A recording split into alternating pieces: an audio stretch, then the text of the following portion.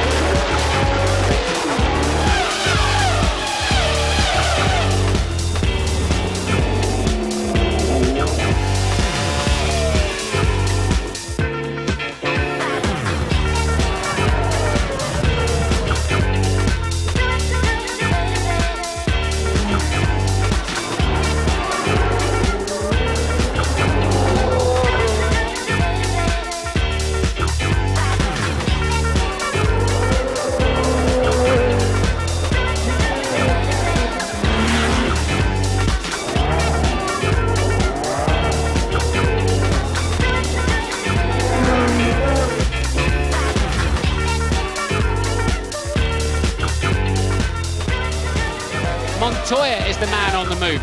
Is it fast enough? He's the only man who could take pole away, and he's done it! Juan Montoya in the final seconds of qualifying here in Monte Carlo.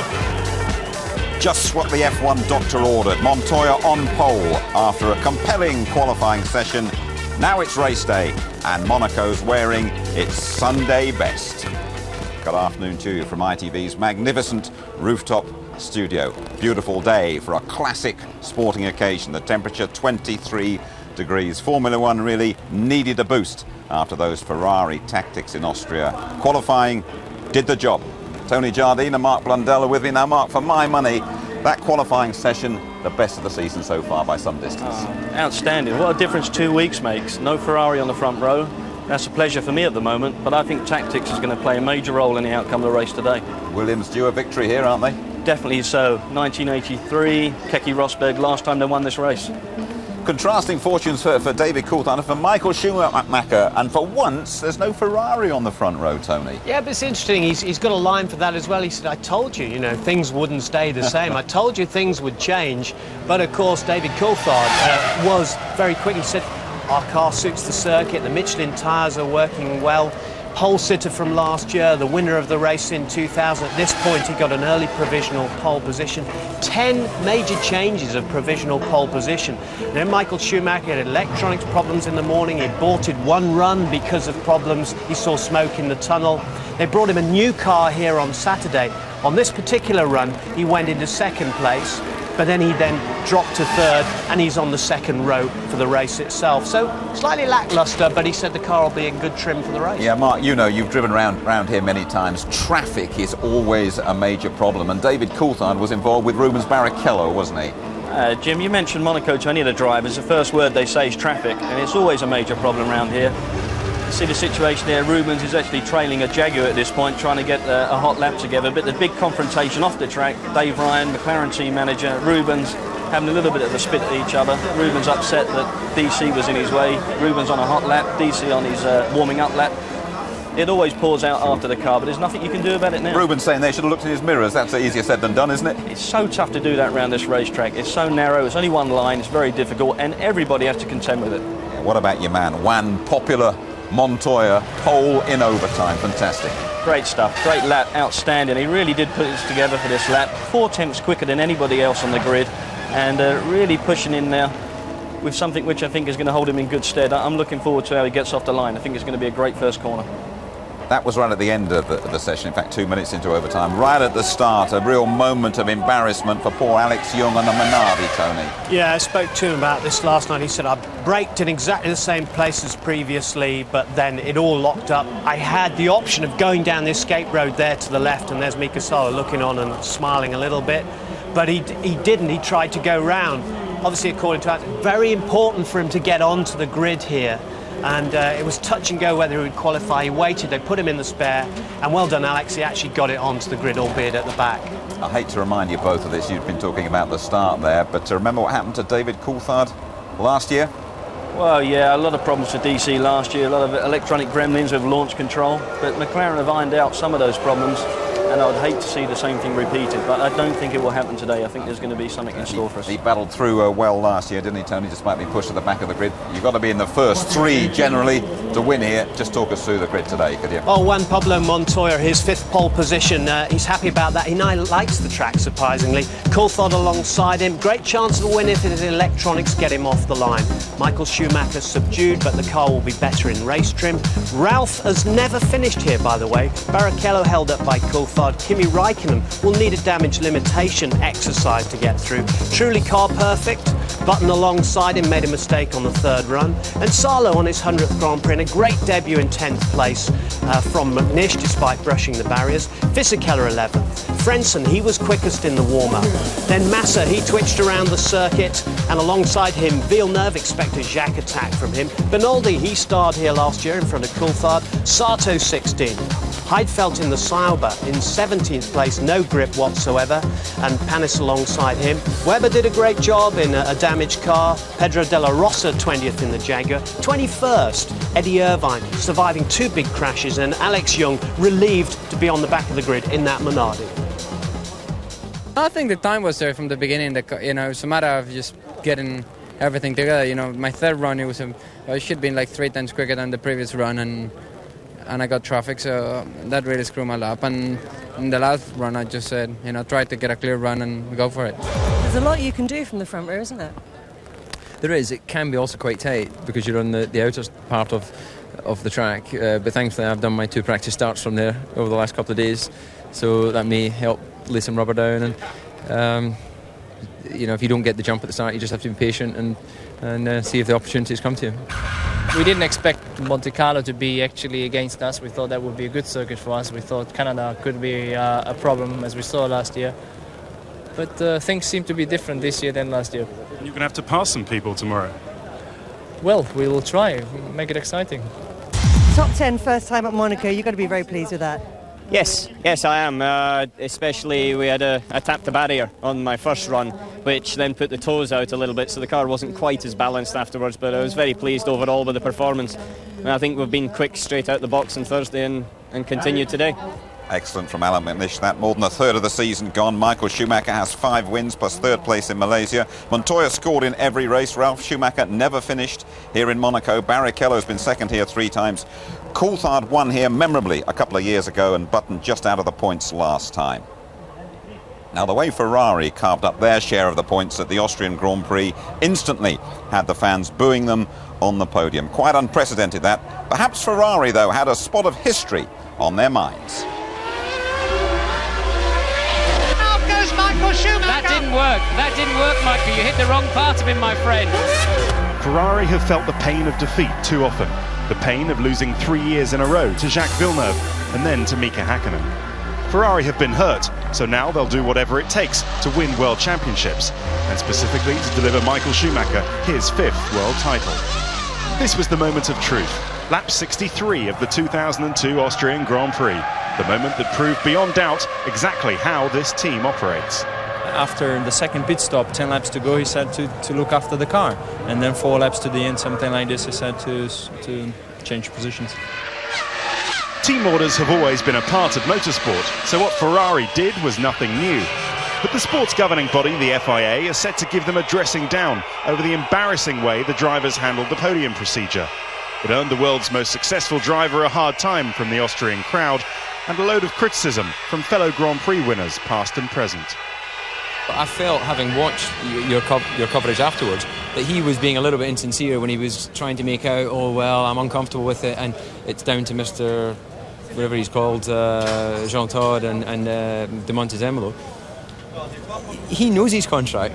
He probably said, I want number one status, I want the T car, I want to be able to take the race car from the other driver. So then to turn around and make out as if, oh God, I'm really uncomfortable. That's just trying to play both sides. All the booing made all that, oh, stand on the podium, oh, take the cup and all that stuff. And to me, that was all false. That wasn't really what it was all about. It was about those 10 points that went in the pocket. The sport is bigger than any one team, than any one driver, and certainly for the fans and motor racing, it was, I think, in my opinion, and you have to give an opinion, it was the wrong decision. There's no reason to have fake embarrassment and wrong feelings and stuff like that. You won, be a man, step up there, take your trophy, accept the booze, and that's it. The FIA takes podium protocol very seriously. So what kind of punishments could Ferrari be hit with? Well, assuming that there's a finding that there's an offence been committed, they're extremely extensive. They can go all the way from a reprimand up to lifetime exclusion, theoretically. You could take points away, you could ban them from Grand Prix, possibly. All those things. Wouldn't have to give us an inkling what you think would happen, would you? I've really no idea. The funny thing is, until you listen to everybody and have the meeting, it's impossible, really genuinely impossible to predict. You know, I don't think we should be afraid of the FIA. We feel that the FIA wanted to get some explanation, which we are very happy to give on the 26th of June during the World Council. So was it the podium procedure that they were worried about? Well, mainly the podium procedure was not respected as it should have been, which is a fact. So perhaps Michael Schumacher won't keep those 10 points after all. And as qualifying here showed, there are circuits on which Ferrari can be frustrated. We've even heard Michael say he expects the next track in Canada to be difficult. We've got 11 races left to run, including today. This World Championship is far from over.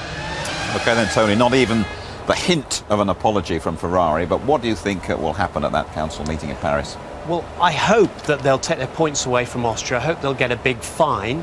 They'll probably go to appeal if that happened. But they have a responsibility to the sport at large, and they can't be that cynical, and they can't be above the sport. So something has to be seen to be done. What's your guess, Mark? I don't think there'd be points taken away. I think there'd be a huge legal case if that is the fact. But as Mansell said, you know, Schumacher, Ferrari are not bigger than the sport, period. OK, but emotions are running very high about that finish in Austria. You know, the ITV F1 website had 2,000 hits within 3 minutes of the checkered flag. What does Murray Walker make of it all? Let's join him for a pint at his local to find out.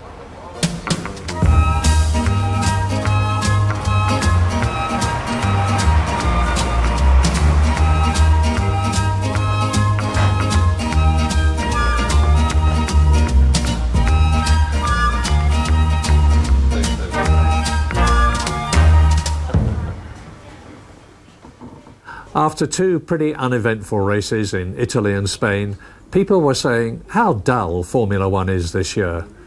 But Ferrari's controversial tactics in Austria certainly put a stop to that. But with all the fuss that's being made about Ferrari, you'd think that they were the first team ever to dominate in the history of Formula One. Well, they're not. Lots of teams have dominated. Alfa Romeo, Lotus, Williams, McLaren, and now it's Ferrari. And Ferrari are dominating because they're doing a better job. To me, Ferrari's action in Austria was certainly a massive own goal. But to be thoroughly cynical, it hasn't half got people talking about Formula One again, even if it is for the wrong reason. You know, what a lot of people don't realise is that Formula One's a team event. And team orders have always existed in motor racing. All the major teams have applied them at some time. Williams have, Ferrari always have, and after the 1997 Grand Prix at Jerez, there were even accusations that Williams and McLaren had fixed the first 3 places. And in Australia, David Coulthard gave way to Häkkinen in exactly the same way that Barrichello did to Schumacher in Austria. Coulthard slowing down. Coulthard's... Yeah. And Häkkinen takes the lead. Now that looked like a planned move to me, Martin. Barrichello dominated the race in Austria and richly deserved to win. But Ferrari are determined to justify their massive expenditure and sponsorship by winning both World Championships for a third successive year. In 1997 and 98, they lost the championship at the last race, and in 1999 Schumacher broke his leg. So they're making sure they maximise their chances this year. Yes, it's hard and ruthless, but it's about winning, and that's what they intend to do. However, after all that, it's been good to see this year's BMW Williams so reliable. Montoya's been in the top 6 for every race, and the team is Ferrari's only realistic challenger for the Constructors' Championship. But a third of the way through the season, all the rest are struggling. Even McLaren, who need a stronger engine with more power and are already working for a better 2003. And very sadly, David Coulthard's championship hopes have been dashed.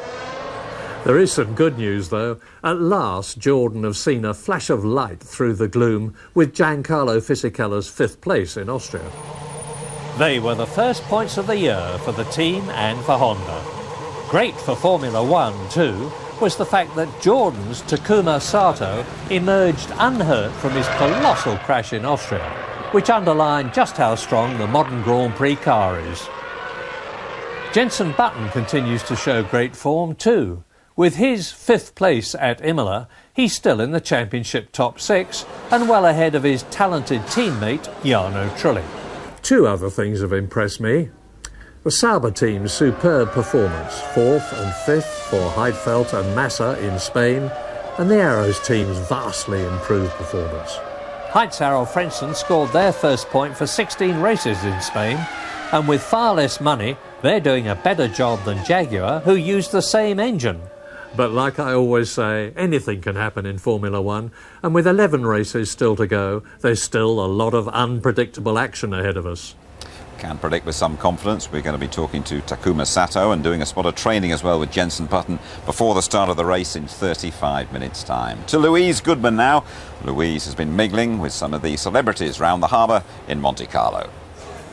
Jay, very nice to see you down here. Monaco always attracts the celebrities, but you're a big race fan anyway, aren't you? I am, absolutely, yes. I've never been to Monaco, ever before.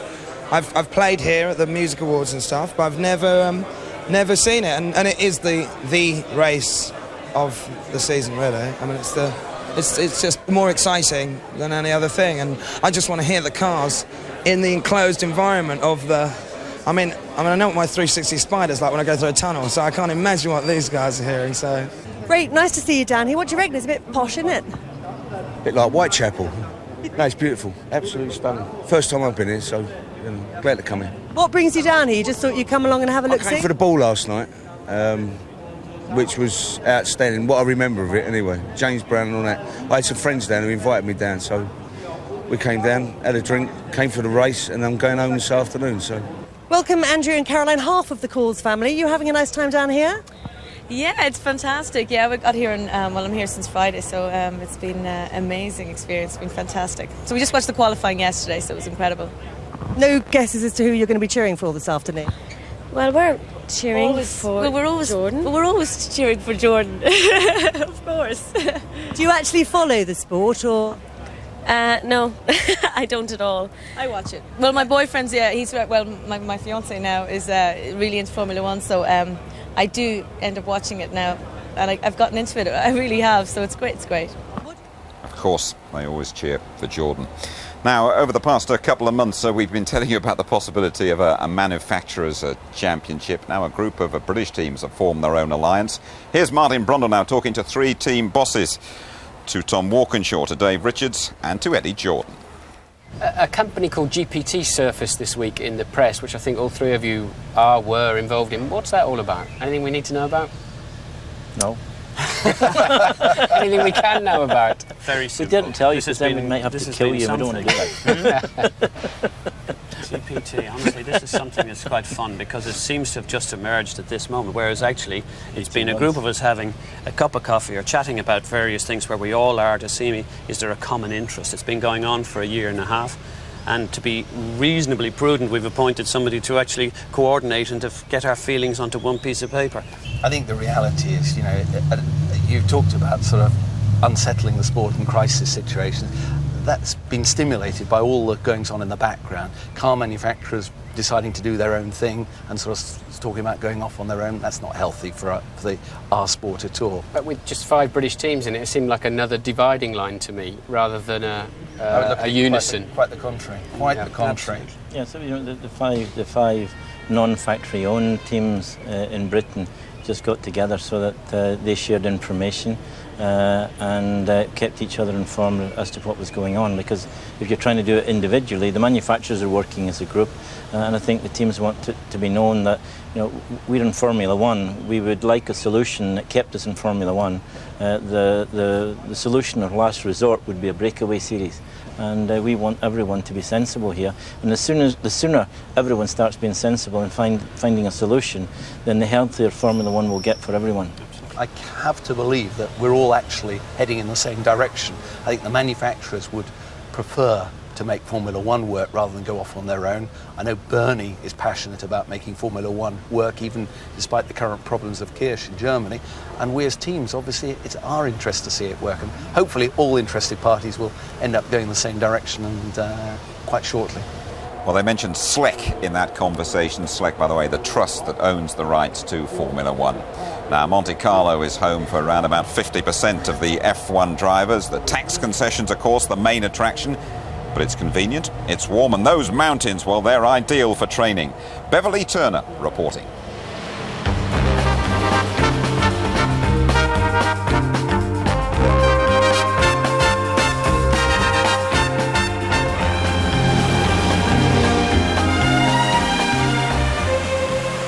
Monaco, the home to Formula One glamour, where most drivers enjoy the fruits of their labours whilst exercising their rights to lower taxation. But high up in the nearby mountains, there's an altogether different type of exercising going on. Away from the distractions, one of our sport's keenest young pups is sweating his way to the top. Go on then, gents.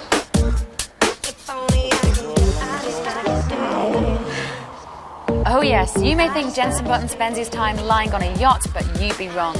And we're here in Valberg to prove it. Along with Jarno Trulli and the rest of the Renault team, he's been on a training camp which has included a gruelling 90-kilometre cycle ride. Oh, you sleep well tonight, mate. But I'm here for stage 2, a mere 90-minute mountain hike. Hello? Good morning. How you doing? Probably smells a bit in here. It doesn't smell great. Morning. How's it going? It's a beautiful day. Good morning. The mountains are recalling. How are your legs from yesterday? I'm in so much pain you don't believe. Are you? Unbelievable. Well, if I've got to try and do this hike, you've got to do it, so get yourself out of bed. Oh, probably not a good idea at the moment. I'll see you for breakfast in a minute. Nice one. You can go now. But before we get physical, time to analyse the data from that cycle ride. Pay attention, here comes the science. This is the base of the climb here. You can see we had a slight rest. Immediately we started climbing. It was a big effort. We saw a big increase in heart rate, sustained for the whole of the duration of the climb. Do you think this is the future of Formula One fitness? Definitely. You've got to have the side of getting out there and doing it and enjoying it, but you've also got to be able to sort of quantify what you're doing and make sure you're not overtraining them, but also you're keeping the pressure on enough to keep them improving. So would you say this is all part of a different focus for you this year? I think so. I mean, this time last year, we didn't really have a training regime as in before Monaco, so it's good to, as I said, it's good to get away and every time I've had free time this year, I've been training bloody hard actually, and it's really paying off. What were you doing this time last year? I really haven't got. I know what I was doing. I was training, but I spent a lot of time on the boat, which obviously didn't go down very well. Get your hand through like that, all right, and then just grip it like so. Bernie Shrewsbury is the man in charge, the ex-Marine who shows little mercy to pampered racing drivers. But I'm hoping he'll show some to a pampered TV presenter. I'll just stop if it gets too much. Enjoying yourself? Yeah. How about you? Yeah, it's great fun. Does it help psychologically to know that you pushed yourself to these levels? It is, because I mean mentally it really helps, because you know you can go the full distance, 100% all the way. But yeah, knowing that you've done all this training and it does make a huge difference. It's you know, really helps in the last 10 laps of a race when you're reeling someone in or trying to stay in front of someone. The phrase that's been bandied around this year is Jensen's change of attitude.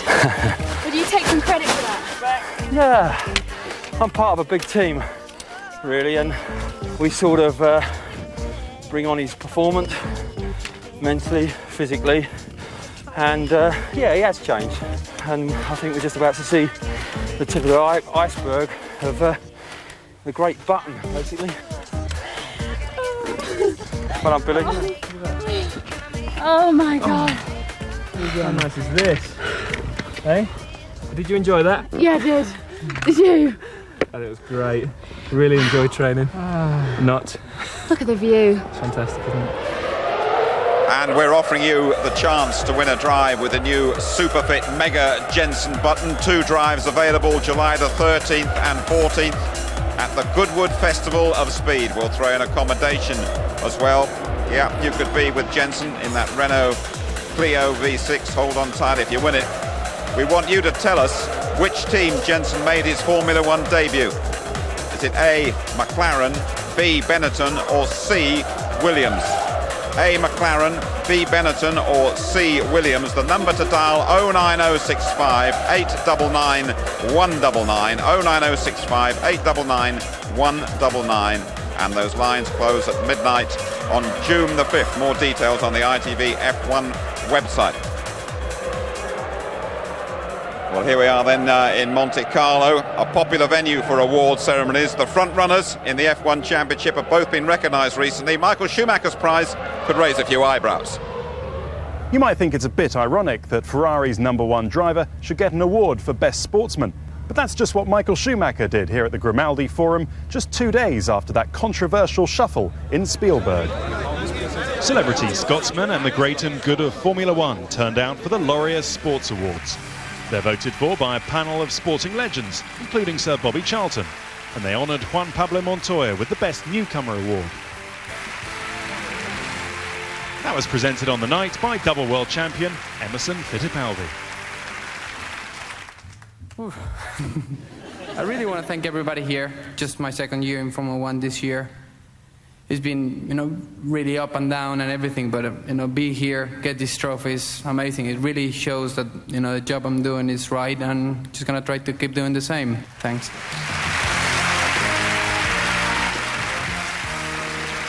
Friend of Formula One, Boris Becker, was on hand to present the big prize. I'm delighted to say that the Academy has selected as the Sportsman of the Year my countryman Michael Schumacher.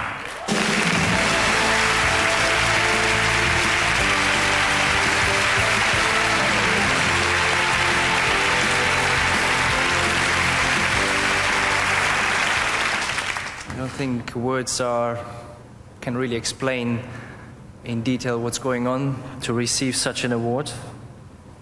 I simply want to say thank you to the people who vote me.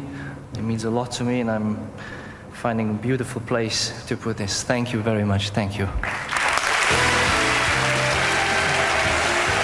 Contact our website if you can think of a suitable place for Michael Schumacher to put that prize. Well, the cars have been flying round Monte Carlo. This is Kimi Raikkonen, 25 minutes to go to the start of the Grand Prix. Raikkonen starting 6th on the grid. Let's go on board now for a flying lap of Monaco with a man who should have won in Austria, Rubens Barrichello. Rubens celebrating his 30th birthday on Thursday. Now, Martin Brundle is something of a Monaco expert as well. Martin had 11 drives round here. Rubens Barrichello calmly sets the Ferrari up for a good run into the pit straight for a qualifying lap. You're going to average about 100 miles an hour for the next 2 miles, but it'll seem much faster. 170 miles an hour into Sandevot, down 3 gears, on the power, very, very hard. Try to straighten out that gentle S through Beau Rivage and up into Massenet, 170 miles an hour. Hug the barrier on the left, but be careful, it comes at you again. Into Casino Square, down 2 gears. Now you're screaming down the hill towards Mirabeau. 130 miles an hour. Try and catch the rain gully on the inside, and tremendous traction. full lock into lows, just 45 miles an hour. Across the pavement, straighten the car, full throttle, Portier. It's very narrow on the exit, ready for the tunnel. Do not follow the painted white lines, just follow your instinct as you go through the kink, 180 miles an hour over the crest. Back end of the car goes light. The very low curbs can be ignored. Now catapult towards to back, 150 miles an hour. Absolutely nowhere to go if you make a mistake. 85 miles an hour. Back up to 125. A breather for the first chicane. 100 miles an hour. Down now. More cautiously this time. Be careful of those barriers. And a long curving acceleration zone to Raskas. Very cautiously on the brakes. So easy to catch the back wheels on the barriers. And now watch the car just drift over the crest to Anthony Noak. Halt the slide with the curb on the outside. Start finish line ahead of you. He backs off. He knows he's done a good time. 5th on the grid. Absolutely fantastic to average close to 100 miles an hour round here. By the way, don't forget to email us your comments on the Monaco Grand Prix and Martin Brundle's grid walk. Well, that is coming right up. A wonderful sporting day. We're ready for some Monegasque magic, and we're delighted that the Japanese driver Takuma Sato is with us. It's his first time round the mean streets in the Jordan, and Sato's discovered the cost of any mistake. Mind you, he's not the first to come to grief at that first corner, Sandavot. But just being here is some achievement. Louise Goodman reporting.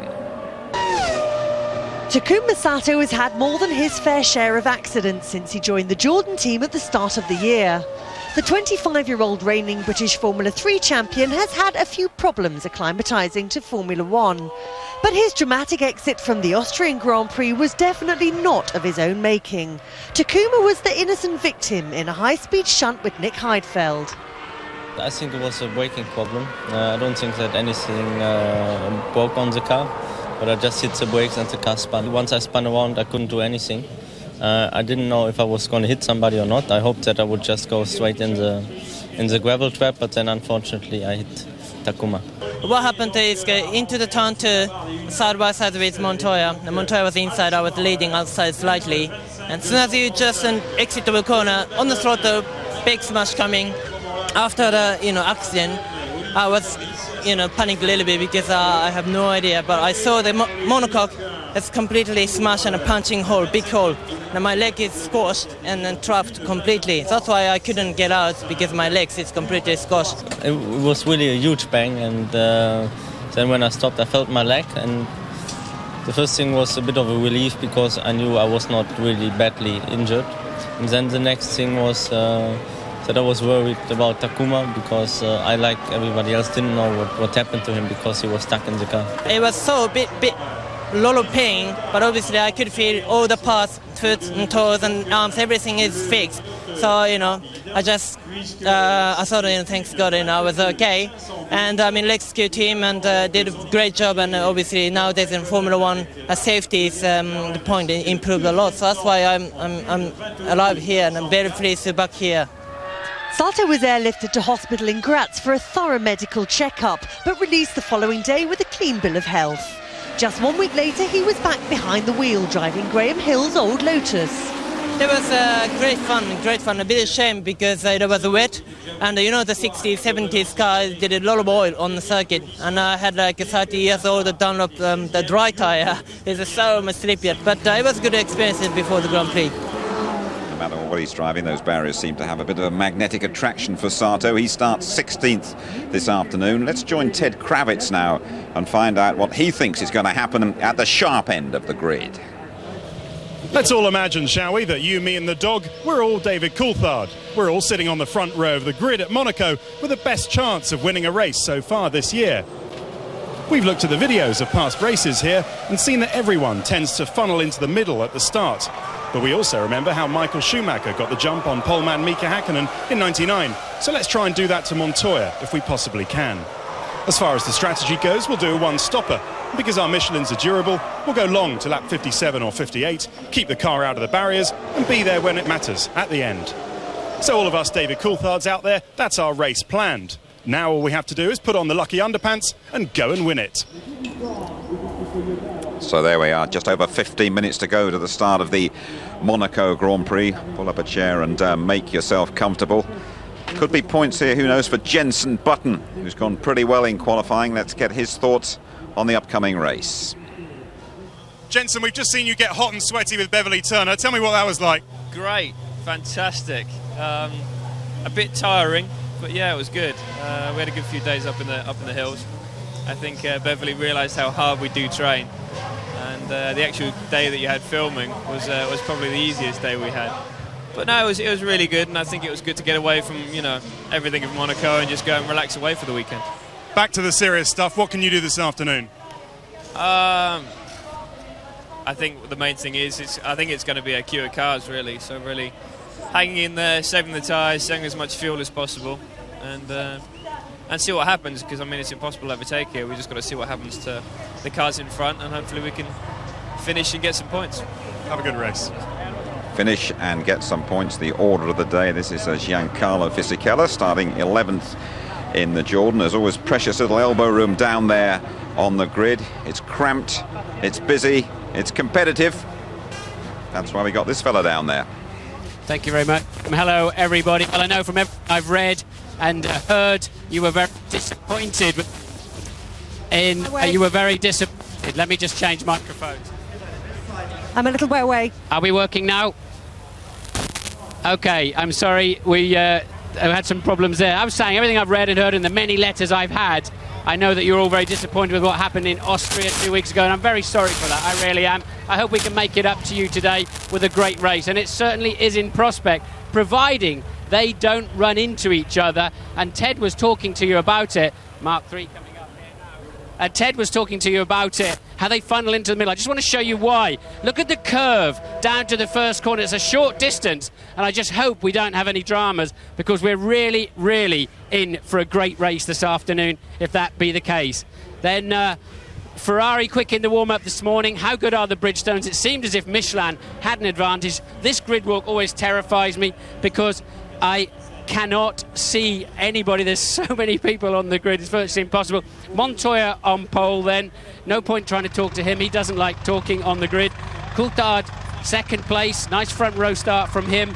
And looking forward to maybe kick-starting his season this afternoon. Michael Schumacher in third place. No point trying to talk to him. He will look at me like I'm trying to sell him double glazing or something. Talking about selling double glazing, Bernie, don't run away. What's going on? Lots of activity, huh? It's fantastic, isn't it? It should be a great race this afternoon. Team tactics, I think. Not what we had before, but I mean, it's when they bring the guys in for stops and not whether they get out behind people or not. Yeah, I think it's really whether Michael goes for a two-stopper this afternoon if he tries to make something big on the first lap. Yeah, I don't think they'd do that, do you?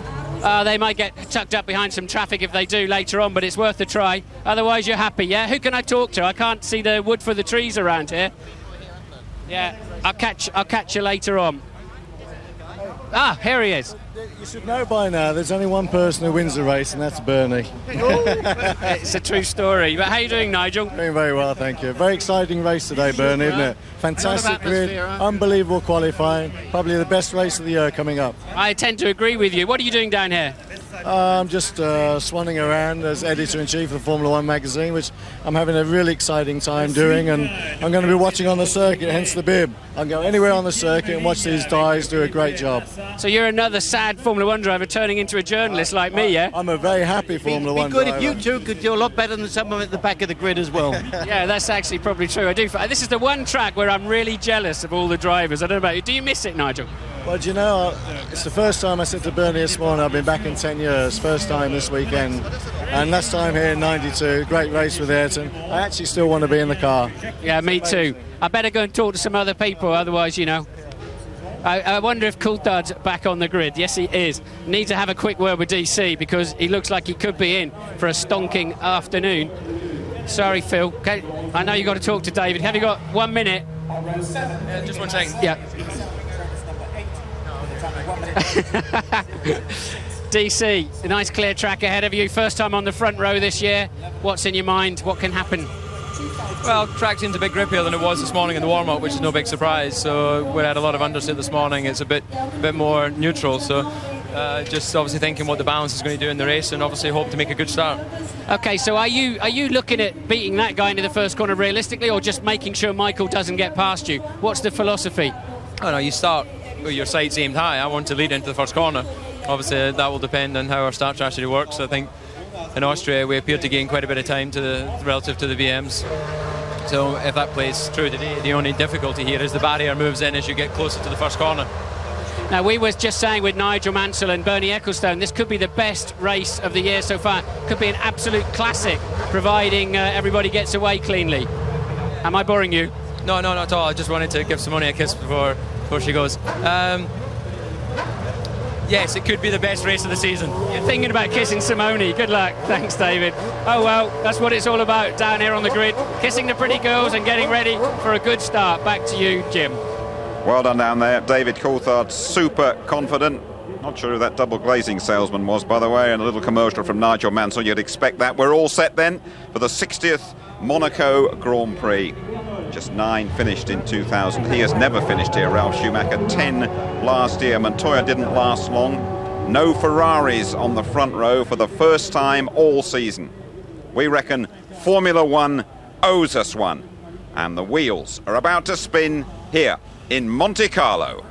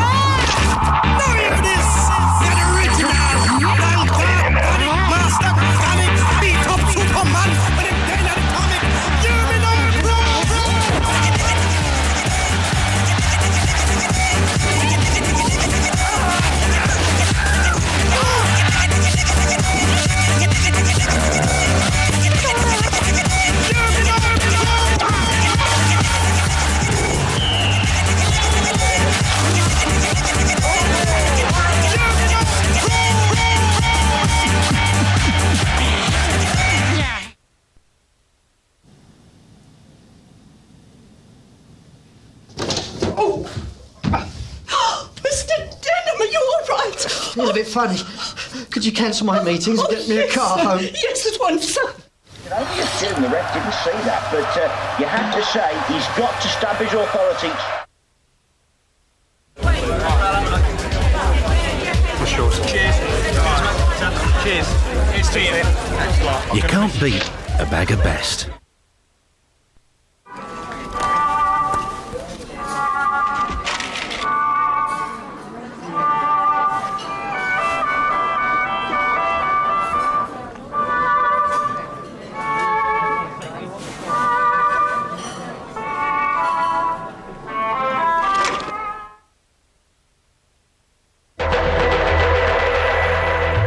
You can send and receive live emails on the move. No dial-up, no waiting. So wherever you're heading, stay ahead. See what you can do. O2.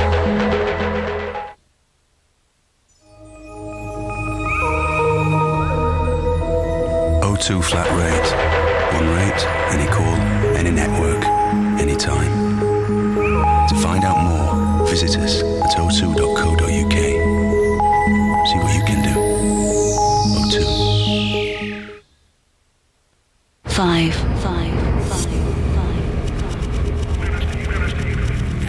4, 3, 2, 1. We have liftoff.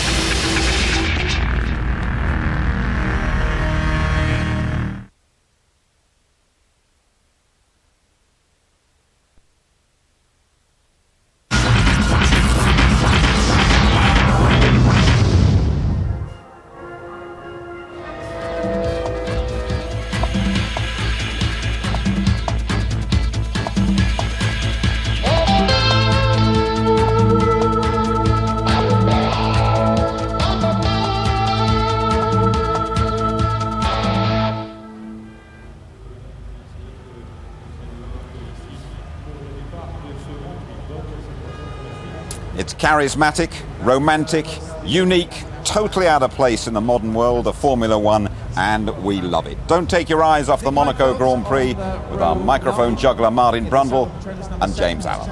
Thought you were talking about me for a second there, Jim. Hello, everybody. There is no atmosphere more special in Formula One than Monte Carlo, where the world's finest drivers have challenged themselves and each other since the 1920s. Every year they say the cars are too fast for this narrow 2-mile strip of road, lined with Armco barriers waiting for the unwary, and yet every year we come back and we love every second of it. Yesterday we saw something a little bit special, and it set us up for a fascinating event this afternoon. Juan Pablo Montoya on pole by 0.4 of a second after one of the finest qualifying laps of recent times. Montoya is a driver rather in the mould of Nigel Mansell, and who we saw just a moment ago, and Mario Andretti. Aggressive, macho, decisive, a man who knows an opportunity when he sees one and is able then to seize it. An Italian colleague of mine was talking to Joanne Villeneuve, the widow of the late Gilles Villeneuve, father of Jacques, yesterday evening, and she was telling him that she sees in Montoya quite a bit of her late husband Gilles, the way he goes racing, his passion and his appeal to the crowd as well, the tifosi even. The Ferrari fans around the track went mad yesterday when he stuck the car on pole position. But Montoya faces a stiff challenge today, and not least from this man, Michael Schumacher in third place, and this man, Ralf Schumacher, in fourth. David Coulthard has always gone well here at Monaco, and he starts alongside Montoya on the front row. He's precise, he's intelligent, and yesterday, frankly, he was unlucky not to have had a final run, because last year on his final run, where he got pole position, he improved by 0.7 of a second. He didn't have the chance to do that yesterday. Nevertheless, taking nothing away from the achievement of Juan Montoya. It's got a good feel about it today, Martin. It's a really good buzz. I think we're in for an exciting motor race. I think any one of the top 8 drivers on the grid, including then, of course, Trulli and Button 7 and 8 in the Renault, can win this race this afternoon. It's a long time since I found myself saying that, and I think a lot of it is down to the fact that Michelin is very strong around here, both in terms of speed and durability, compared to the Bridgestone. Bridgestone, of course, has been magnificent this last few races, and we've seen a Ferrari domination. This afternoon, it's going to swap around. Really is a question of how hard is Michael Schumacher going to try to make it all work out on the first lap. Will they run him a little bit lighter in the hope of springboarding past Coulthard and Montoya? We know full well that Montoya doesn't give in. We know how good Coulthard is in overtaking manoeuvres, so I'm expecting plenty of action up at the front. But there's some great runners just behind, some real world-class drivers with a good car underneath them this afternoon. Yes, Renault have been going very strongly this weekend. Jarno Trulli and Jenson Button lining up 7th and 8th on the grid, and also the 2 Toyotas have been surprisingly competitive throughout the weekend, both of them in the top 10. And a big word for Alan McNish. I know his many fans in Dumfries, Scotland will be tuning in with us on ITV this afternoon. Terrific effort from him on his first visit to Monte Carlo to get into the top 10 in qualifying. Yeah, spoke to him earlier, Alan, very relaxed. We were talking about the 4-hour gap from the end of the warm-up to the beginning of the Grand Prix. Seems an eternity for everybody, not least the Grand Prix drivers. A fairly used set of front tyres there on the Ferrari. We have seen them scrubbing those tyres down. They're getting a lot of graining on the front of the Bridgestones, so well-used tyres. And anybody with a new set of Michelin rears will have, apparently you can gain about 15 metres in the start procedure if you've got brand new Michelin rear tyres on. And I think, as far as I can see out of the window, several of the front runners, for example at Williams and McLaren, do have a new set of boots available to them, so they should get a good slingshot down to that first corner. 2 Ferraris taking a little while to start there, and we've seen Michael Schumacher had a hydraulic problem yesterday morning, which took him out in the first practice session, so the car still not 100% reliable. It's a major challenge around this tight, twisty circuit. There's your pole sitter Montoya. A chance today perhaps for him to cement his legend, to take it one step further. He knows he needs a big performance. Certainly after qualifying yesterday, he knew he'd done something very special indeed. He's won the Indianapolis 500, he's been dominant over in America, but this today is his chance to take a step forward and to take a step really into the heart of Formula One. Several of the drivers, not least Coulthard, will be relieved to at least get away. Remember, they stalled. They had a problem with their launch control at this race last year and ended up at the back of the grid. As far as I can see, absolutely everybody cleanly away for this formation lap. I remember when I was a child at home watching the television, this stage before the Monte Carlo Grand Prix, the beautiful colours, the sounds, the beautiful people on the boats, the sunshine, the atmosphere, the build-up, the magic. It feels just as good today to be here as it did all those years ago as a child sitting in front of the television. This place is wrapped in romance and magic. We saw something a little cynical in the last lap in Austria, something which perhaps broke a few of the rules of sport, a few of the rules that we like to cling to. Some of us were naive and believed it wouldn't happen, but today, hopefully, a great sporting occasion on the cards. Certainly, as I walked up to the commentary box here, there were people grappling to get vantage points, climbing on top of bar stools and chairs, holding on to the top of fences. Everybody wants to see what's going to go on in the next hour and a half. I was talking to some people last night who tried last November to buy some tickets to watch this Grand Prix, and everything was sold out. It's astonishing, isn't it? And they're all up on the hillside to the left of the screen there. People just perched on ledges. They're not really seating or grandstand areas, but absolutely chock-a-block with fans looking forward to a good race. View there from David Coulthard's cockpit. One man in front of him. That man is Juan Montoya, an uncompromising man. Coulthard has a mental profile of the kind of behaviour Montoya is likely to exhibit off the start line. One thing that Coulthard does also know is that this BMW Williams has a tremendous launch control system. The electronics and the power of that BMW engine, traditionally this season, seen them get very well away from the line. Yes, it struck me in Austria that Renault have, of course, had a clear advantage off the line, but I think the top three teams have now closed that gap. I'm not expecting to see a huge difference between them going down to the first line, but of course the racing line there is somewhere down the middle of the track, ironically, so there really is no advantage left or right. Coulthard with his car slightly askew by 20 degrees in a hope of joining the middle of the racetrack ASAP when those lights go out. Two Jaguars you saw at the back of the grid. Look at how worn those tyres are. Front tyres of Michael Schumacher and Ralf Schumacher. See the two Jaguars at the back. That's not where they want to be. Well, you know the procedure here. The heart is going like a trip hammer. It's Monte Carlo or bust when these 5 lights go out. Are you ready? Are you ready? Are you ready? Traction control ready? Everything ready? Drop the clutch and let's go! Montoya's away well, but Coulthard is away better. He's around the outside. Coulthard leads into Saint-Livon. Fantastic start by David Coulthard. Michael Schumacher in third. Everyone looks as though they got through safely, and that's exactly what Coulthard wanted. But Jacques Villeneuve has not taken the start. Right in front of where me and Martin are. Jacques Villeneuve, you see his car being pushed away, but Coulthard has got the dream getaway, Martin. Yes, he did. He had a great getaway. Montoya initially away well, and then seemed to just catch some wheel spin or hesitate, maybe as it went into second gear. And the McLaren just streamed down the outside, and an easy first corner then for David Coulthard. That's what he said to us on the line he wanted to do. He said, no, I've just got a mission to be first. I'm not going to bother defending today. I'm going to be first into that first corner. And there's a Renault ahead of, so Trulli in fifth, ahead of Raikkonen. He has made up 2 places, Jarno Trulli. Great start by Jarno Trulli. Those marshals have got about 20 more seconds to get Villeneuve's car out of the way. It should be okay, and look at the lead Coulthard has already. Down into back. He leads from Montoya, Michael third, Ralf fourth, Trulli fifth, Raikkonen sixth, Barrichello seventh, Salo eighth, ninth McNish, and 10th Heinz-Harald Frentzen. The big loser then is Barrichello in that. Barrichello slipping back from 5th to 7th. So Barrichello really not getting away well. The 2 Toyotas lined up behind him, 8th and 9th. Frentzen up into 10th place. So Coulthard leads then. Over the line he goes. And the gap already 1.1 seconds. That's a healthy first lap for David Coulthard. Very impressive start by David Coulthard from a standing start. Now we talk about fuel loads. How much weight are these cars carrying around this track? Martin has speculated that Ferrari might try and run light to try and get a jump on these 2 front runners in front of him. There's no sign of that yet, but he does look very racy, doesn't he, in 3rd place. But we know for a fact that McLaren, David Coulthard, have the biggest fuel tank in the field. They can run the longest. Montoya is probably going to have to stop 2 or 3 laps before Coulthard, and the Ferrari has a smaller fuel tank than both of the 2 cars in front of them. So the reason that the two Toyotas are 8th and 9th is we've lost a top 10 starter, and that, of course, is Jenson Button, down in 17th place. We haven't seen any problems for him.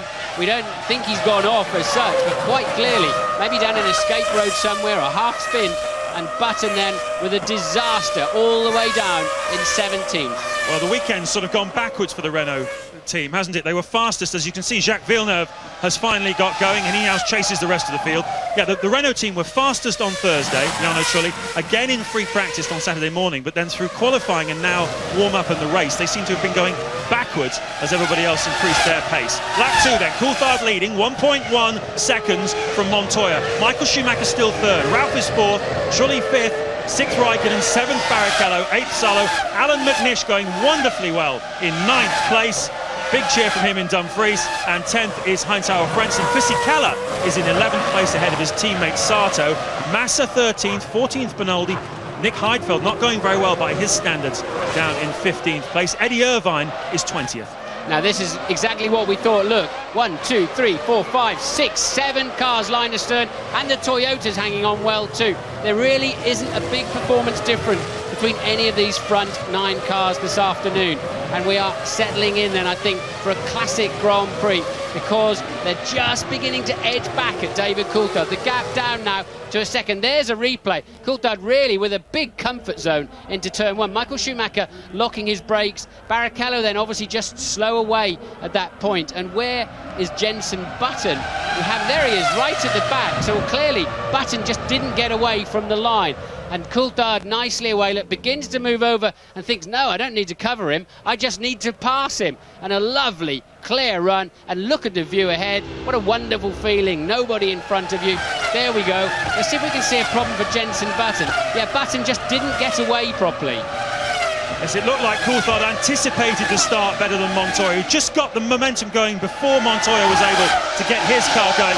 And that fraction of a second, that whisker of time, was enough to give his car the propulsion to whiz around the outside of the Williams into turn 1, and exactly where he wants to be, and exactly where he wasn't 12 months ago when he sat on pole position and watched in sheer frustration as the rest of the field swarmed away from him. Chance to avenge it today, though. Less than 9 seconds covering the first 9 cars.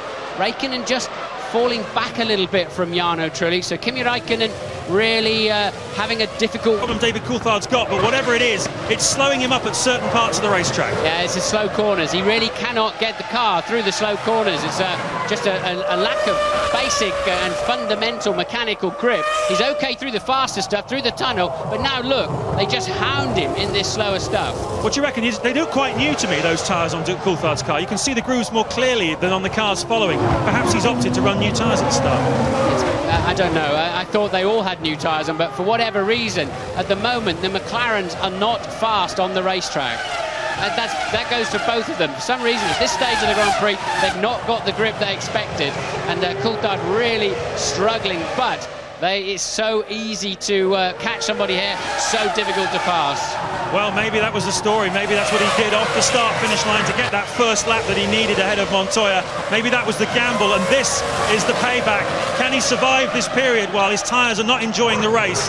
He's getting enormous pressure from Montoya, who in turn is getting huge pressure from Michael Schumacher. If they've managed to avoid nudging each other nose cone to gearbox so far in the last few laps, I would be surprised. That's how close they are. You could throw a handkerchief over them. Coulthard really beginning to back the pack up now, because homing in, now it's just 5.4 seconds all the way back from Coulthard to 7th place man Barrichello. So Coulthard definitely struggling with the handling of his car. There's 2 places they can pass him realistically. One is into Mirabeau, as I said, after Casino Square, and the other is after the tunnel. Fortunately, Coulthard seems to be very quick through the kink in the tunnel. I remember the, what would it be, the 1989 Monaco Grand Prix. You were racing for Brabham. You passed quite a lot of cars that day, didn't you, on the way to 4th, was it? Yeah, I lost a battery and I had to stop in the pits for 2 minutes. I had absolutely nothing to lose and everything to gain, and every banzai move paid off. You can do it, you can overtake, but you need somebody to be reasonably willing that the person you're overtaking has to sort of play the game a little bit sometimes. Well, it's very close around the streets of Monte Carlo. This is the kind of race that we anticipated all weekend, when it became quite clear on Thursday and again yesterday in qualifying that this was not going to be a track on which Ferraris were going to dominate, as they did in Imola and Spain. And this is the result. Montoya now closer than ever to the back of Coulthard, going down to Mirabeau. Ralf Schumacher just watching all of this, waiting to see if any of the top three take each other out. They've all got to mind their front wings. I mean, if they tag the back of Coulthard's car, they could break the under tray, could break the rear wing upright. Mostly it just hurts the Venturi coming out of the back. It does hurt the handling quite a lot, but they will, as Montoya knows well from the little tag he had with Michael Schumacher in Brazil, you can soon lose a front wing around it. Michael's still then feigning a look around the outside. Coulthard almost stationary through the chicane. Yes, I was going to say that Montoya clash with Michael Schumacher on the opening lap in Brazil will have reminded him not to be too impetuous in the opening stages. A Grand Prix, long distance, and I think he felt rather foolish that day when he clouted the back of Michael Schumacher and lost a chance of victory. We're on lap 10. Coulthard, Montoya, Michael Schumacher and Ralf Schumacher are all right together. 5th place still Trulli, 6th is Raikkonen, 7th still Barrichello, 8th Salo, 9th McNish, 10th Frentzen. So order unchanged there. Irvine is now up into 19th place. Jenson Button is 21st after his drive-through, and we have got Jacques Villeneuve in the field in 22nd place, a lap down. So all 22 runners still on the field. Oh, breathe a little sigh of relief. I think you're right, James. Maybe Coulthard was just going through that phase of those new Michelins where he just didn't have any grip. He's just done a 23.6, some 5/6 tenths faster than his previous few laps, and made himself a fraction of a gap. Michael Schumacher, though, has got the legs there. I tell you, Schumacher's got the fastest car on the racetrack, no doubt about it. Yes, well, Bridgestone was certainly very confident for the race. They lost out a little bit in qualifying. Only 2 Bridgestone cars in the top 10 in qualifying. Michelin certainly had the upper hand, but Bridgestone was saying last night and again this morning, no question, we've got the better race tyre. Ted, can you tell us? There is no action, I can tell you, James, in the McLaren pit. There are some mechanics, though, checking some tyres at the moment. But if it's just a handling problem, McLaren can't call David Coulthard in because he'll lose too much time. What he's going to have to do, I think, is just have to stick it out and hope the tyres come back to him later in the race, as I think they might be doing at the moment. You're absolutely right, Ted. Obviously, no point, especially here in Monaco, of making a stop unless it's absolutely essential. And at the moment, Coulthard's got enough traction and enough grunt where it matters, so they can climb all over him in the slow corners. They won't pass him. And he's just got to concentrate so hard on not making a mistake. He almost wants to blank his mirrors out. But I tell you, that is a massive amount of pressure that Coulthard's under at the moment. And is that Michael? No, it's not. It's Ralf. Whoa, that was deceptive, wasn't it? That's Ralf Schumacher going up the field. So the order's still the same at the top 3. Thought Michael Schumacher might have made a jump there on Montoya. Just caught it out of the corner of my eye. Perhaps explain, Martin, to the benefit of viewers, about these tyres going off and then coming back again. It's just a phase that the rubber goes through, especially when they're new. They tend to get rid of the top surface quite quickly. The rubber heats up and just hardens up a little bit. And also, you lose some depth in the groove, so the rubber doesn't move around quite so much. That's what generates the 100 degrees centigrade that those tyres run at. And as soon as you get rid of a little of it, your tyres cool down, give you a bit more stability, and you can start attacking the braking zones and the turn-in zones that little bit harder. So the other battles on the racetrack at the moment, Rubens Barrichello is still right with Kimi Raikkonen. That's the battle for 6th place. This is the lead battle you're seeing on your screens. Also in very close company, Olivier Panis and Nick Heidfeld. A terrific scrap also with Benoldi and Massa. That's 13th, 14th, 15th and 16th places. And one of the problems the race leaders here at Monaco find deep into the race is that they start to come across battles for 13th, 14th, 15th place, 3 or 4 cars all together who have to get out of their way to be lapped, but of course they're having their own scrap.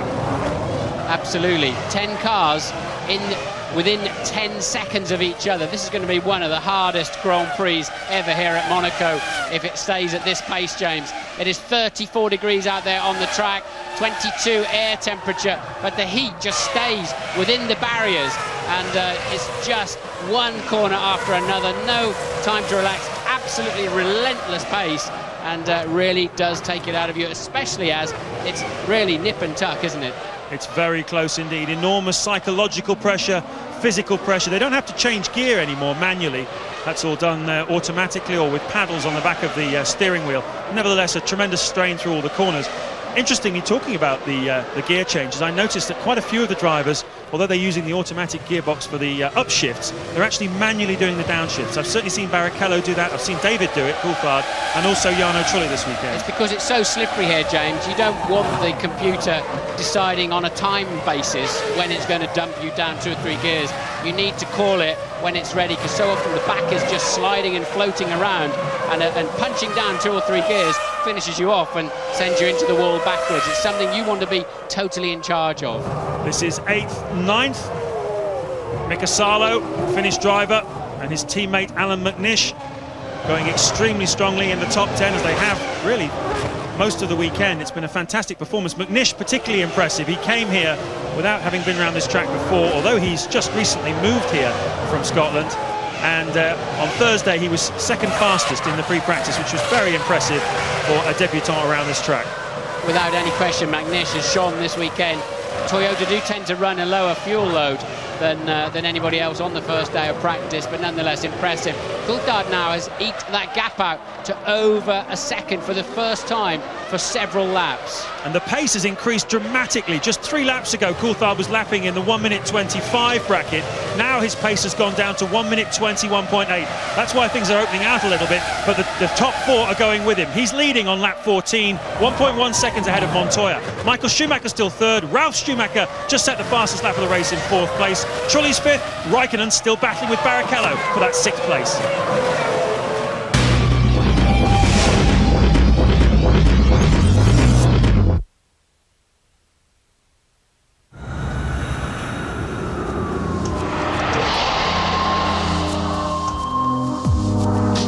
You don't need to see everything to know it's there.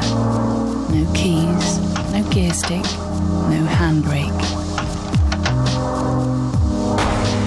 Because BMW believes innovation shouldn't mean complication. The new BMW 7 Series. A new way to drive. The Lynx Trials. 1912. An unspeakable failure. 1964. Too strong. Not half. 1990. Didn't last quite long enough. 2002. Cracked it. New Formula Lynx. Last 24 hours. Here comes Cool Blue Mach 3. 3 blades for the closest shave in fewer strokes with less irritation. With a cool blue look. Cool Blue Mach 3 from Gillette. The best a man can get. Now you could win a home entertainment system. See special packs for details. Right on target. Just for men hair color targets only your grey hair. Replaces it with subtle tones like your own natural color. All in 5 easy minutes. Right on target. Oh, hold on here. Hello. Hello? Sarah? It's babysitter. Yeah. What's up? Oh, okay, put her on. Hello, Brittany. It's Daddy. You what? She's having nightmares. About the wardrobe monsters. There's no such thing as wardrobe monsters. It's the burglars that breaking through the window. That's what you want to be worried about. Sweet dreams. She's gone. 2 more Lambooners here. What?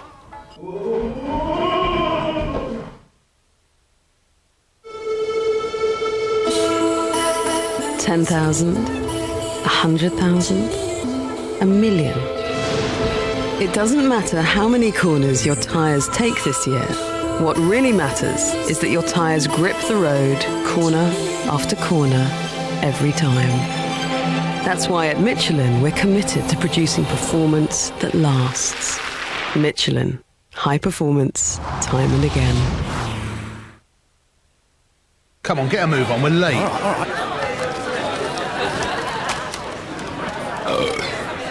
You can't beat a bag of best.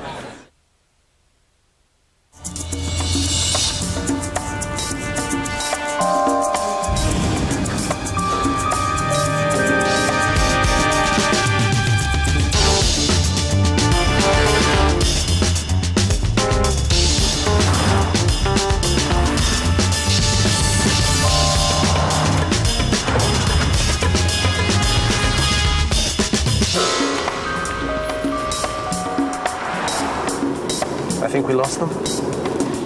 Great, darling. So, how are your parents going to find the restaurant now?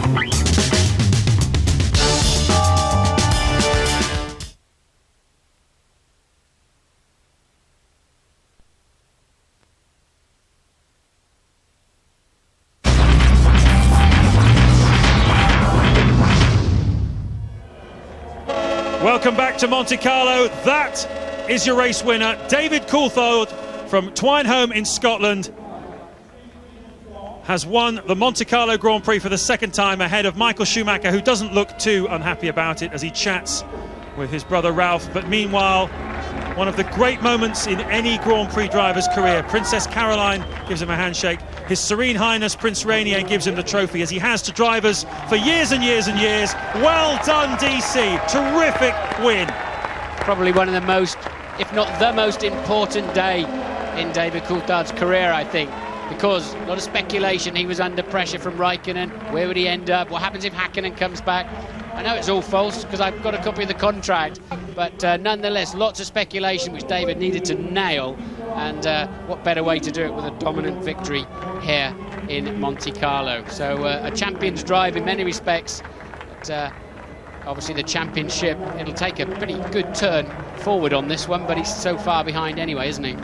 Yes, he'll certainly take a step forward, David Coulthard, but so too does Michael Schumacher. There's quite a lot of muck you see on Ralf Schumacher's face. He looks like a sort of driver from the 50s, in the days when they used to wear open-face helmets and goggles. Sterling Moss used to take his goggles off and have a very mucky face. But the British national anthem for David Coulthard.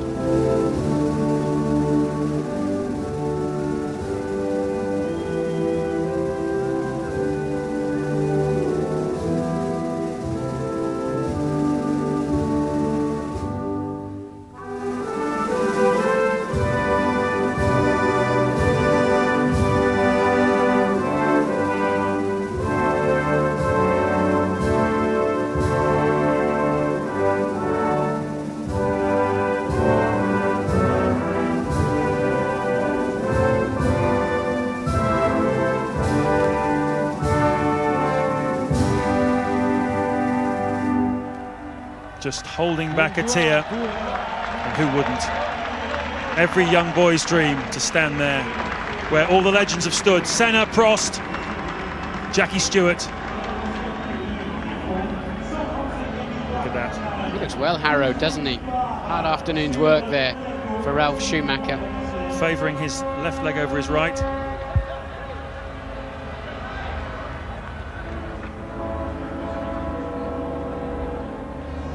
Just a little confusion there over the podium procedures. We've had the British national anthem once for David Coulthard, so I don't suppose we get it again for the winning constructor. No, we don't. Now it's time for Ron Dennis to take the trophy and for David Coulthard to go bananas in the Principality with the shampoo. Yeah! It's been a stunning afternoon. It's been a stunning weekend in one of the world's most stunning locations. David Coulthard wins his second Monte Carlo Grand Prix. Michael Schumacher is second. It was the day the Scot broke the bank at Monte Carlo. Absolutely riveting couple of hours entertainment. That is more like it. Plenty still to come from us here in Monaco in our post-race show. The views of Tony Jardine and Mark Blundell. We'll hear from the top three in the press conference, of course. We'll find out what you think about the Grand Prix, and there will be more reaction as well to a British winner in Monaco. A British victory for 18 races in Monaco. Well done, David Coulthard. It's been a long time coming, and Coulthard leading this race for all but the first few metres. A great start from David, 10 out of 10 for him. Michael Schumacher still one short of Senna's 6 Monaco wins. First Monaco finish for Ralph. Trulli doing really well in the Renault to get to 3 points. Fisichella, Monaco specialist, and Jordan always do pretty well here.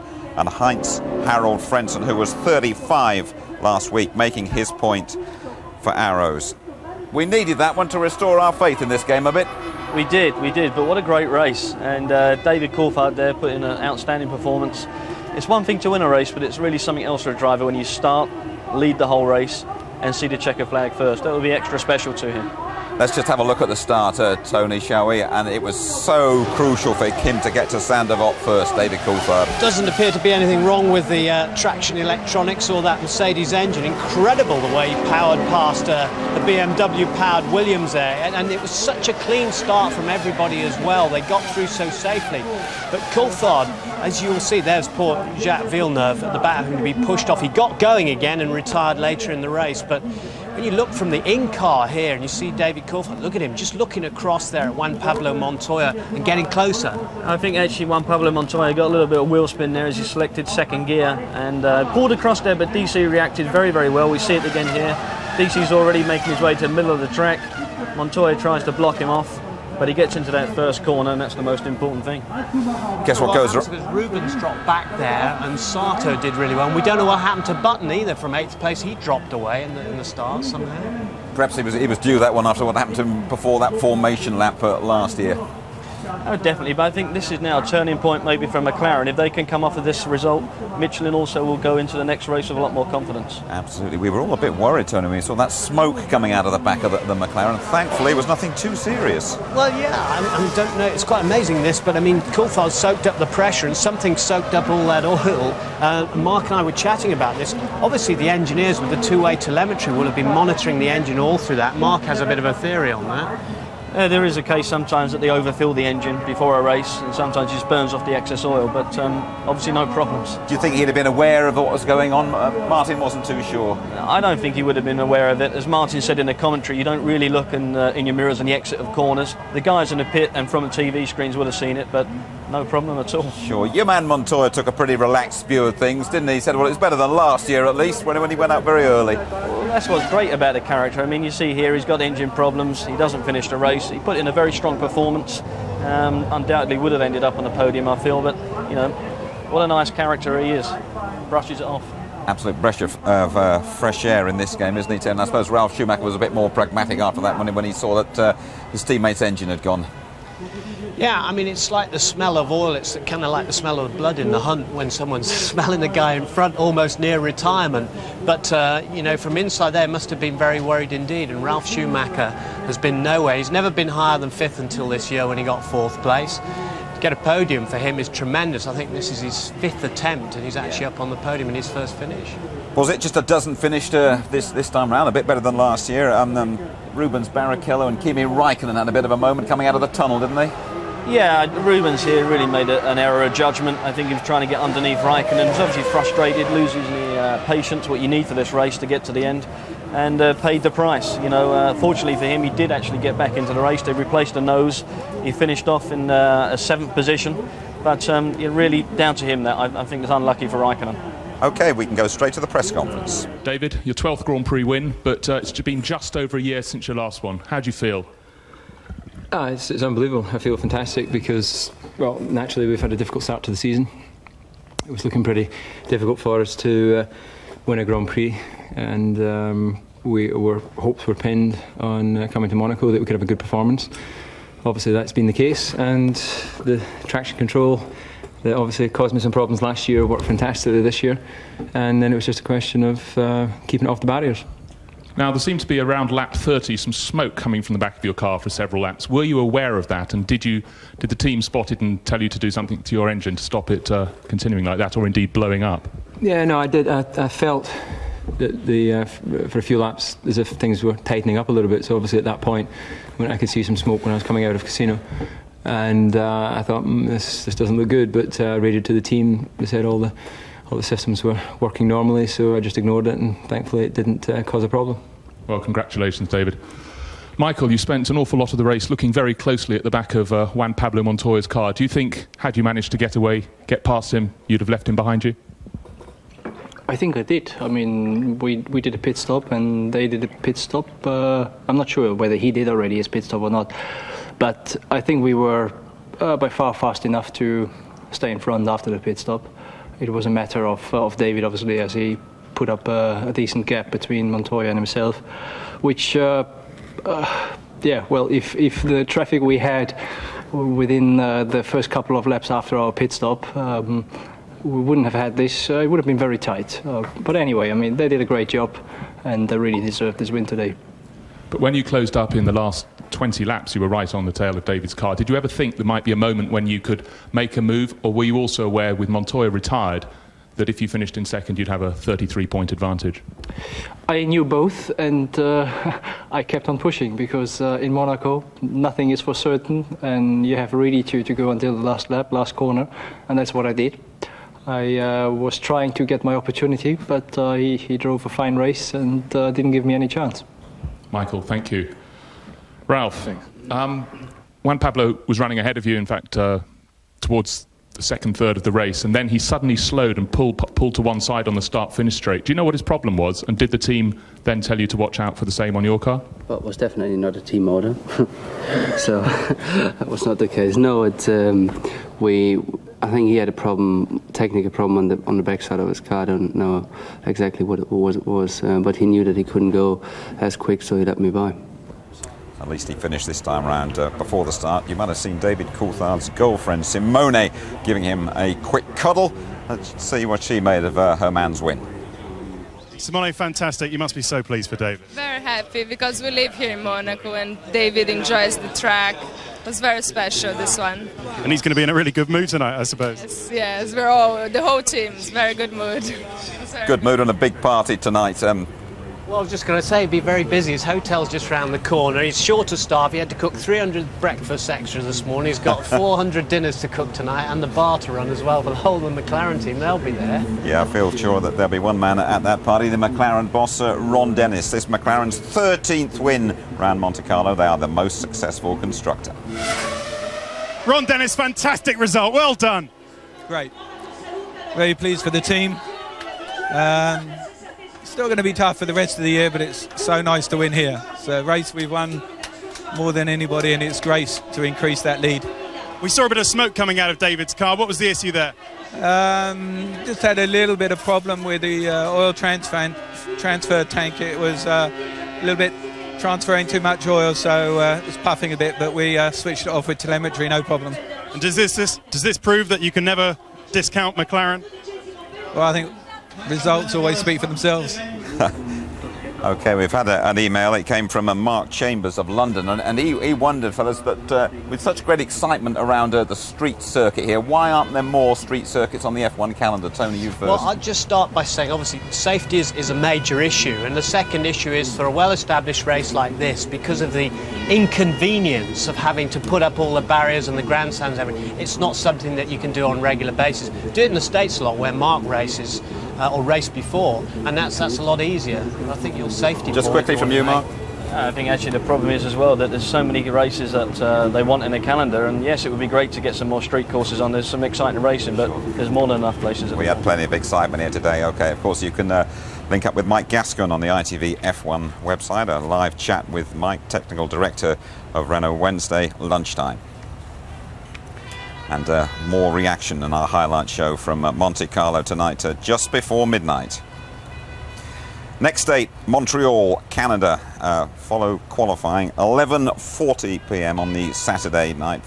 And the race live at good time, at 5:15 on the Sunday. And the highlights are just after midnight. And stick with ITV1 this afternoon. Coming up next, we have the rugby. Angus Scott, Francois Pienaar and Will Carling are all at Twickenham. David Coulthard has joined an elite club. It includes Lauda and Fangio, two-time winners in Monaco. What a great achievement. Bye-bye.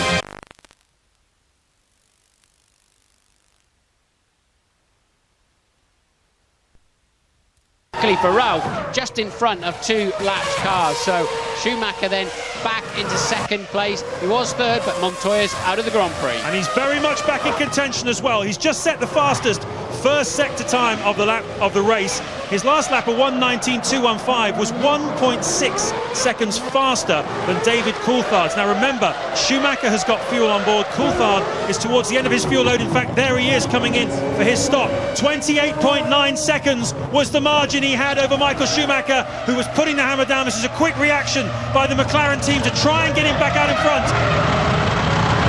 It feels like forever. And that looks like it was fueled to the end, doesn't it? So just 28 laps to go for Coulthard. We just saw Michael Schumacher flash around the exit of the swimming pool. Coulthard will comfortably retain his lead, but he's going to have to get up to speed very quickly, because you'll see the Ferrari in the background anytime soon. We've cut away to a different shot, but Schumacher has just crossed the line with a new lap record, a 1:18.6, and there he is. Still a bit of a blue haze coming out of the back of that McLaren.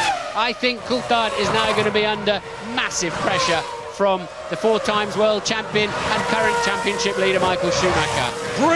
Brilliant pit work by the McLaren team. They did it for their man by 5.3 seconds. A superb job. He's back out in front, but as you say, Martin, you can see that Michael Schumacher is breathing all over his neck. It was 5.3 seconds when they crossed the start-finish line. It's already a lot less.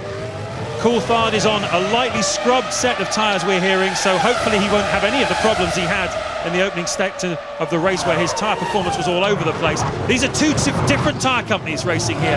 Michelin on the McLaren of David Coulthard, Bridgestone on the Ferrari of Michael Schumacher. How'd you fancy looking in your mirrors and seeing a wrecked Ferrari with Schumacher at the wheel? Reminds me so much of looking in my mirrors and seeing Senna coming at you with the day-glow red and white McLaren. It's sort of, oh no, here he comes. And Schumacher, we know, is magnificent around here. 5 times a winner, and could have won on other occasions too, but for reliability issues. So he is supreme around this racetrack. Coulthard lives here, knows his way around. I do think Coulthard will go through that painful zone with those Michelins this time as well. But we've got a classic duel. No sign at this stage of any further smoke, is there, on the back of that car? I wonder if they've got a backup system, a secondary system of whatever began to fail.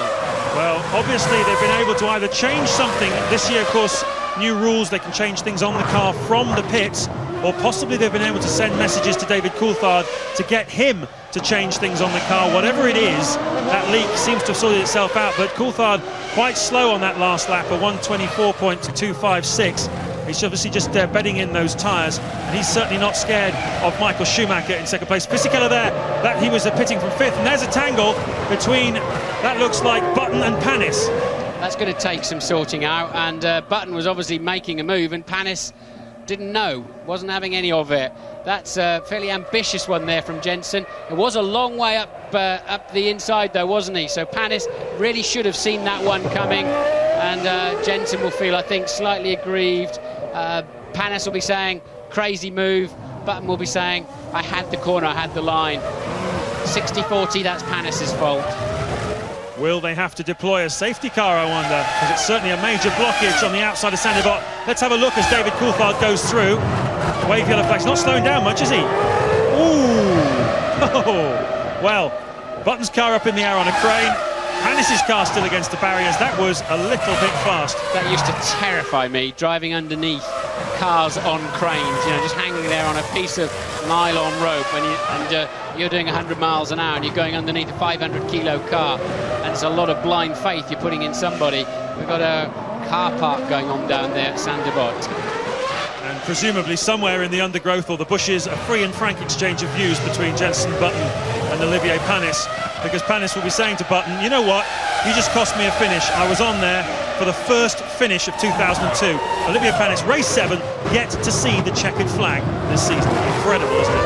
Look at this gap, though. Down, isn't it, between Coulthard and Michael Schumacher. And we were just saying before that these two have been adversaries for many years now. They've had some terrific scraps, and I don't think David Coulthard is afraid of Michael Schumacher at all. Certainly not, and Coulthard needs a result, that's for sure.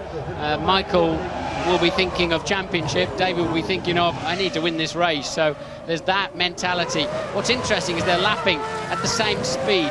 We didn't see exactly how long the Ferrari pitted for, but given that these two cars appear to have had the same pace all afternoon, Michael running 6 laps less of fuel, it seems, at the beginning of the Grand Prix.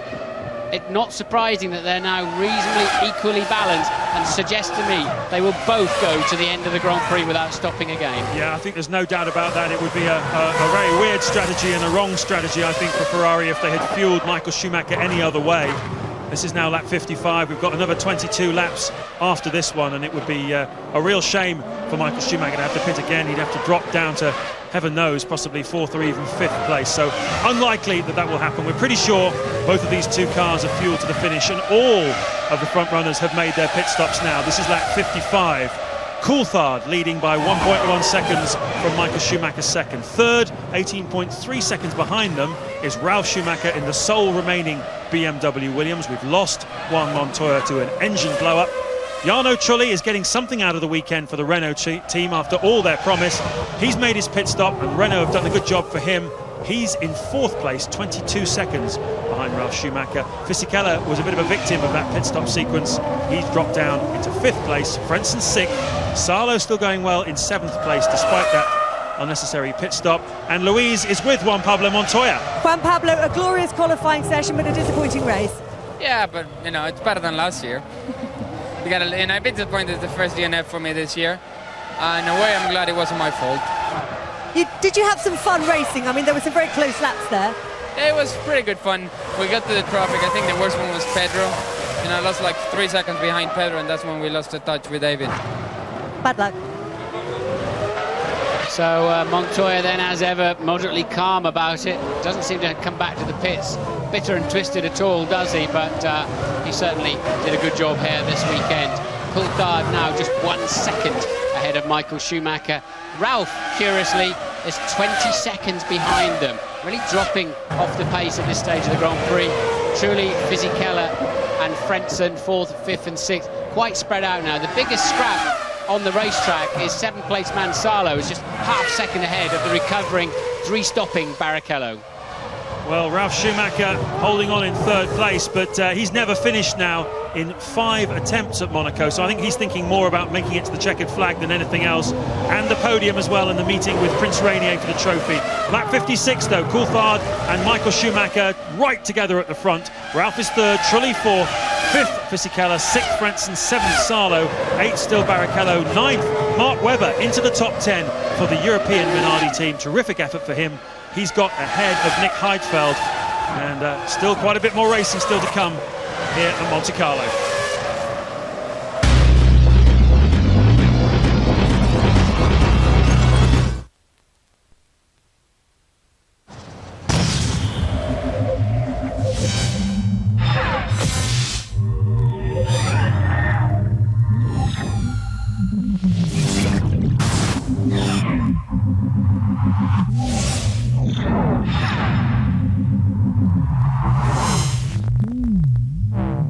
Guaranteed next morning delivery from £3.60. Special delivery from Royal Mail.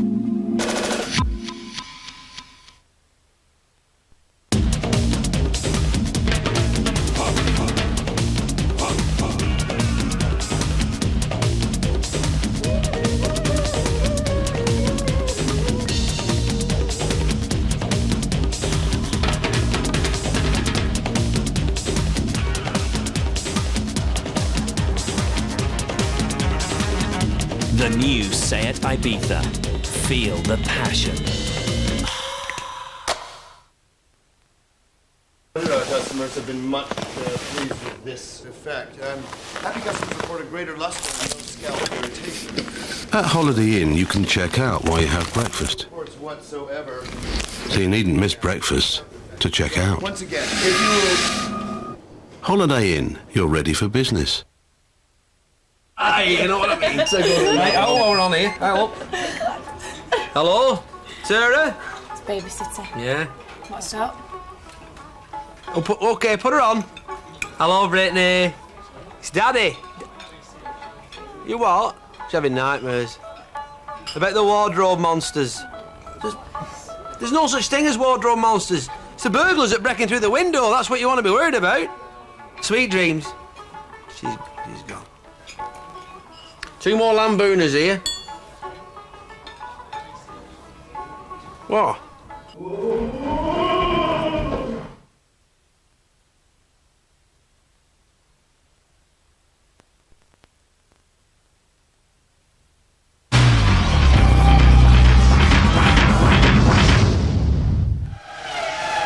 Lap 58 at Monte Carlo. James Allen and Martin Brundle with you. An eventful Monte Carlo Grand Prix, and that's saying something because David Coulthard is currently leading still by less than a second from Michael Schumacher, as you can see for yourselves. Ralf Schumacher is still third. We've lost Juan Montoya. about 10 or 15 minutes ago. His engine blew up when he was lying in second place.